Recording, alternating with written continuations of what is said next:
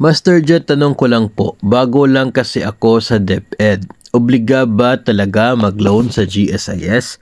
Pwede ba hindi na lang mag-loan?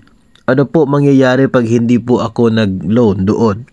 Kasi dami kong nabasa negative sa agency nila. Maraming salamat po. Paki-hide na lang po ako. Thanks. Ay ako rin po, no, marami din po ako nababasa ng mga negative. Kaya dito po sa page na ito ay gusto ko po talagang i-share kung ano po yung mga pwede natin makikita doon sa GSIS at ano po yung mga pwede nating gawing aksyon para tayo po ay ma-correct po natin, no, yung sistema at saka po magkaroon tayo ng sapat na kaalaman as to kung paano natin namomonitor yung account natin at naiintindihan. Pero dito po sa tanong ninyo ay wala pong problema kung kayo ay hindi mag-a-apply ng loan sa GSIS. Wala pong problema yon, no? Maganda nga kapag ganyan kasi at least ay hindi ka nakaka-avail ng loan. So yung claims mo kapag ikaw ay nag-retire buo, no, walang problema, walang deduction kasi wala kang loans.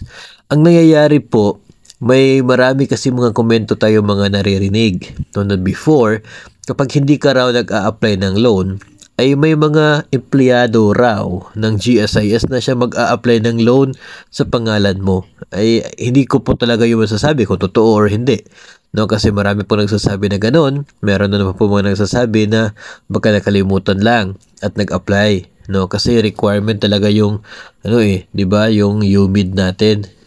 So, ang pwede po nating maging counter sa mga ganun po na issue for now, sa ngayon, either mag-a-apply ka ng loan or hindi, just make sure na mag-download ka ng GSIS Touch. No, tapos, madali lang naman na mag-create ng account mo doon. Kailangan mo lang yung BP number mo, tapos yung birthday, tapos mag-send sila ng OTP, tapos yun lang. Ma-open mo na yung account mo doon sa GSIS. Kahit hindi ka mag-a-apply ng loan, kapag may GSIS Touch ka, namomonitor mo yung remittances sa premiums at namomonitor mo kung totoo yung sinasabi nila na may mag-a-apply ng loan in your behalf. Kasi may papasok sa account mo na nag-avail ka ng loan. Kung hindi ka naman talaga nag-avail ng loan, pwede mo agad maireklamo doon sa GSIS. Yung mga cases kasi before, ang nangyayari, nalalaman lamang yung loan na yon kapag papa-retire na. No, madalas kasi lumalapit tayo doon sa opisina ng GSIS kapag papa-retire na, papa-compute. Doon lamang nakikita na may utang ka pala several years ago. So pwede po yung theory na baka nag-apply, nakalimutan ni member. Kasi yun ay one of the possible reasons. Then, yung sinasabi din po nila na hindi naman po natin confirm na mayroong umuutang on your behalf, no, under your name.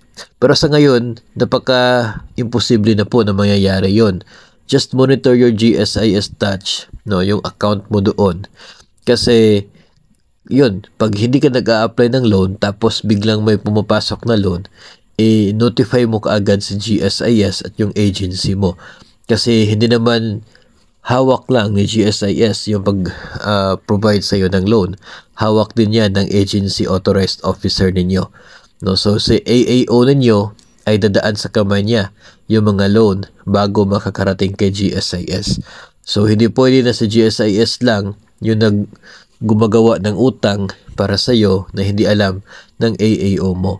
So may mga parties involved talaga sa ngayon, kaya imposible na mangyayari yung nagkakaroon ka ng utang na hindi mo naman ina-applyan. So, ito po yung maging payo natin sa mga baguhan.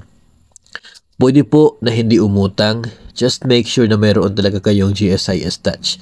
Monitor your account from time to time. Minsan kasi nakaka-excite din po tingnan, no, na pumapasok na yung premiums mo for the current month. Tapos nakikita mo na tumataas na yung mga pwede mong ma-avail. No, yung pwede mong cash payment if ever magre-resign ka sa araw na ito. Tumataas po yun. Nakaka-excite lamang po na tingnan. So kahit wala kang loan, maganda pa rin na meron kang GSIS Touch para ay mamomonitor mo yung account mo. Ganoon yung uri ng transparency na binibigay ng GSIS para sa kanyang mga members.